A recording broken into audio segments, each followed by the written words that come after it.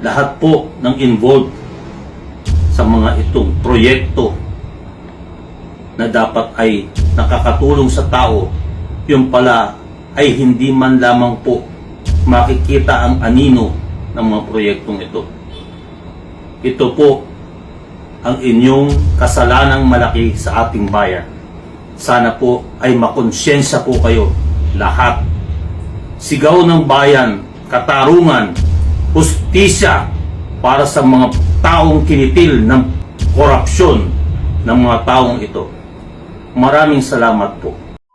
Ayan po ang nagagawa ng kaadikan at kurakutan dito sa ating bansa, mga kababayan, na kung saan dati nung sa administrasyon ni former Tatay Digong merong 100 million na budget ang gobyerno para dito sa PGH, na kung saan kapag kailangan ng mga kababayan natin ng mga tulong, assistant medical, meron na ibibigay yung mga doktor. Pero ngayon, sila po ay nananawagan dito sa gobyerno natin, pero ngayon naubos na po yung pondo ng ating bayan, mga kababayan. Ganyan po kasakit. Kaya po ito yung panawagan ni Dr. George Ignacio, na kung saan chairman siya ng Cancer Institute dyan sa PGH for almost 15 years. Bago natin panoorin yan, mga kababayan, isang share, like, subscribe lamang po para updated po tayo dito sa mga kaganapan dito sa ating bansa. Eto, tumulak na po tayo sa video na to.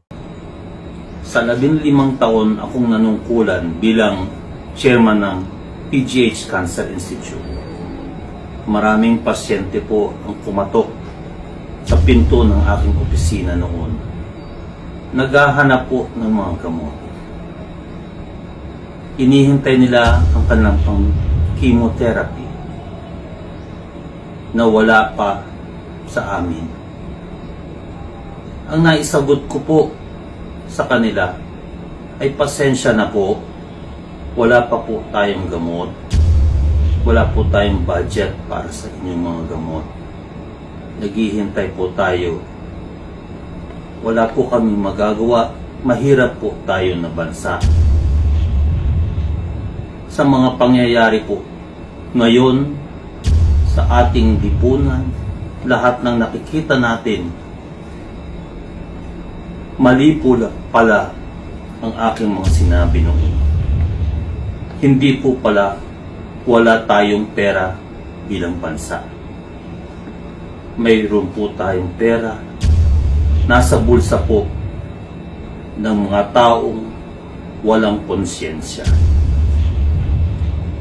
Sana po ang nagpapasasa sa mga pera na ito ay makita na may mga pasyenteng namatay dahil sa kanilang pagkuha ng pera na dapat ay naibili ng mga gamot. Hustisya ang isinisigaw ng bayan. Ang mga malamig na tiyan at malamig na mga paa na nakababad sa baha ng mga taong nakatira sa lansangan, sila po ang mga sumisigaw ng hustisya, katarungan. Iyan pa ang kapalit ng pagbili ng mga kotse na mamahalin, ang pagkain sa mga mamahaling hotel, ang pagtapo ng pera sa mga kasino. Dapat po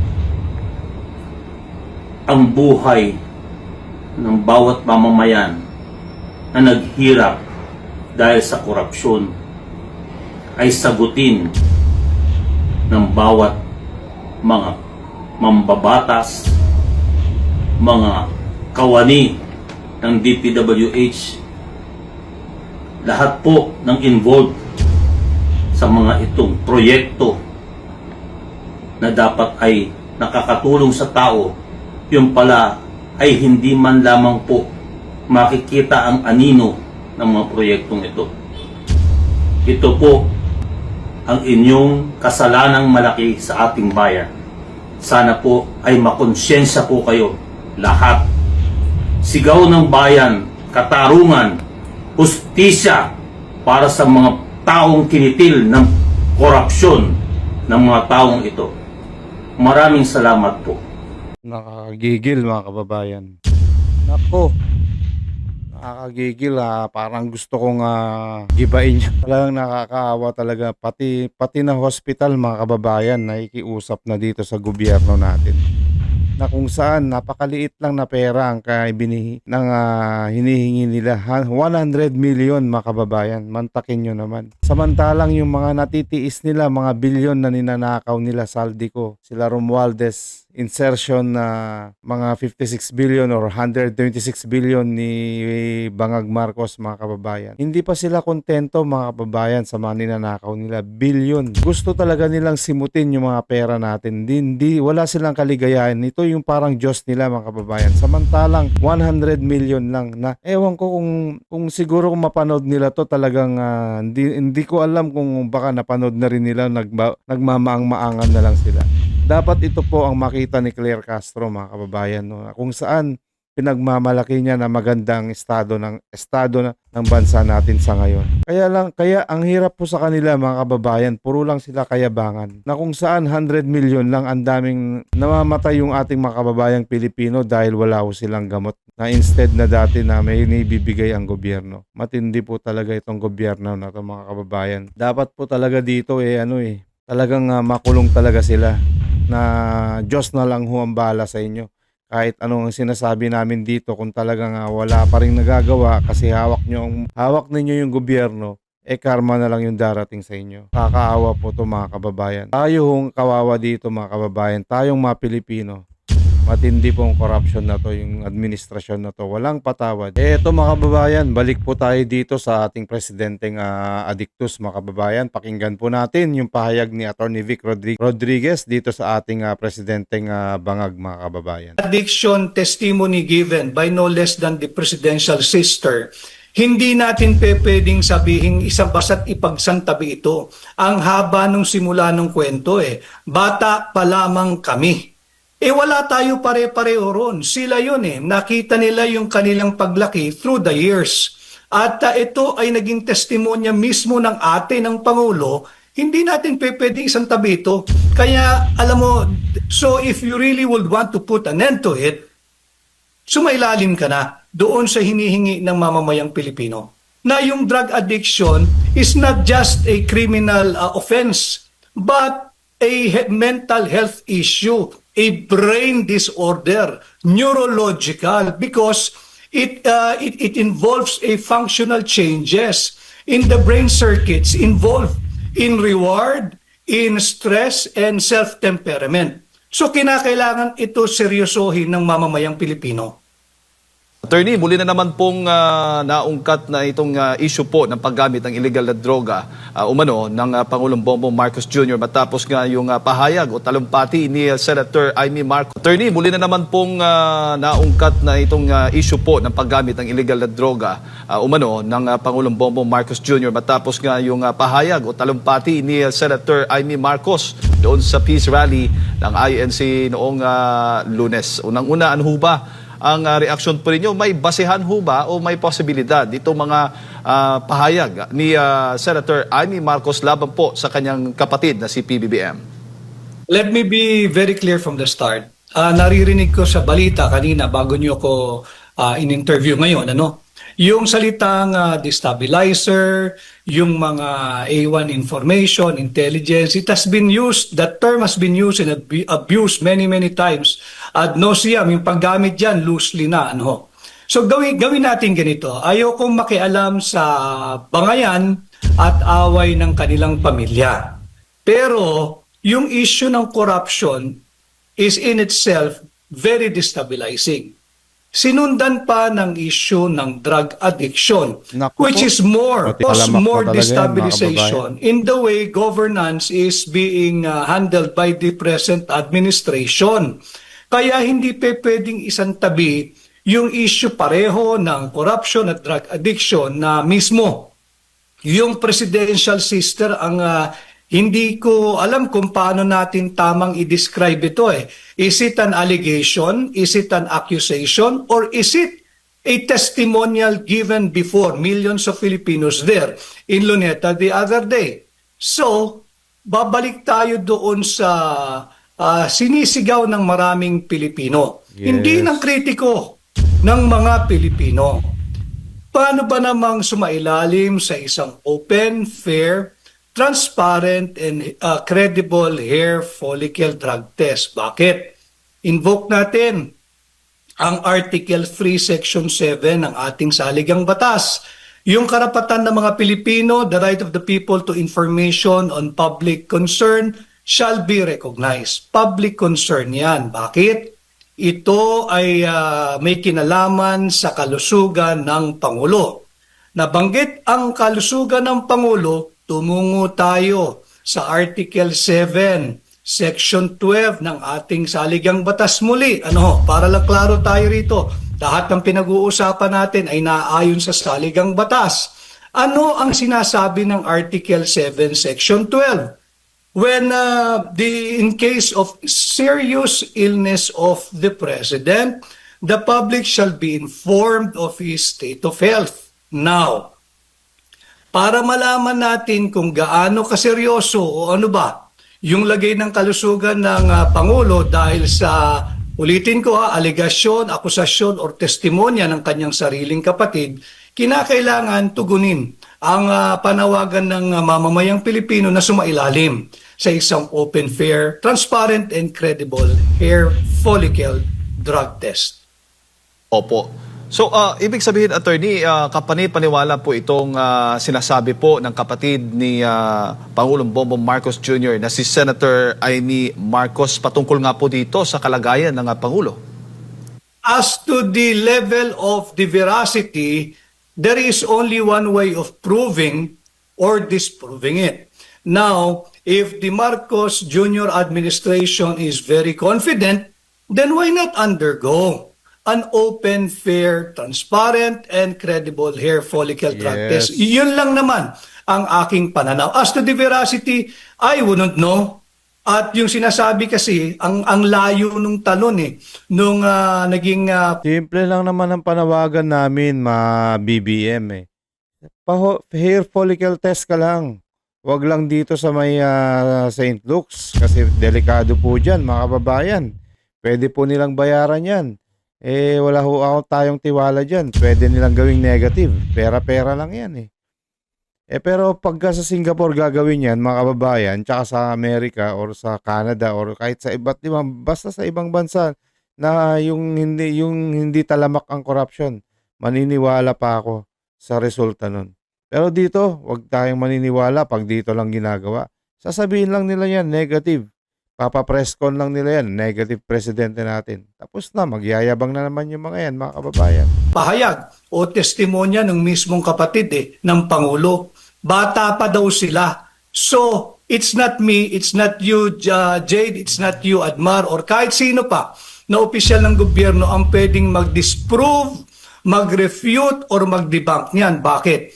Ang naging pahayag ng kapatid ng Pangulo, bata pa lamang kami. Ibig sabihin, wala tayong lahat doon. Yung simula ng kwento nila. So, walang pwedeng mag-refute, walang pwedeng mag-debunk, walang pwedeng sumagot kung hindi sila-sila.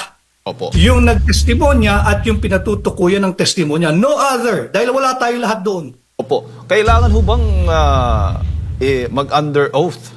Si under oath itong salaysay ni Senator Amy Marcos kasi yan po yung laging issue ngayon bago ka paniwalaan, dapat under oath ka muna, Attorney.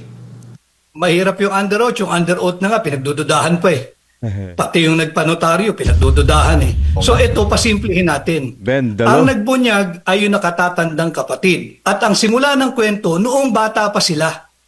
Ang haba ng kwentong yan. Noong bata pa sila at base dun sa kanya naging payag, tila hanggang ngayon. So anong dapat gawin?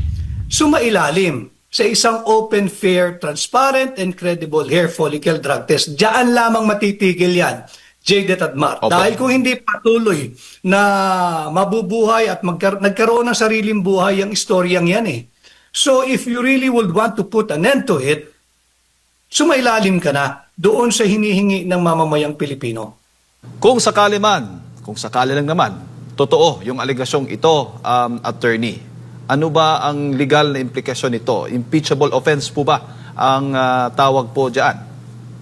Well, pwede nating gamitin yung Article 7, Section 11 of our Constitution, maaaring gamitin na maaaring lumiham ang Pangulo na meron siyang temporary incapacity to govern, so he will take a leave and pass on the baton of leadership to the Vice President to be the acting President. Susulat ka sa Senate President, susulat ka sa Speaker of the Parehab House. ka na lang Maaring gamitin yung Article 7, Section 11 of our Constitution. That's why before we even think of how to operationalize Article 7, Section 11, tingnan muna natin yung Section 12 of the same article, Article 7, that in case of serious illness of the President, the public shall be informed of his state of health. Now, why is there a need to stress serious illness?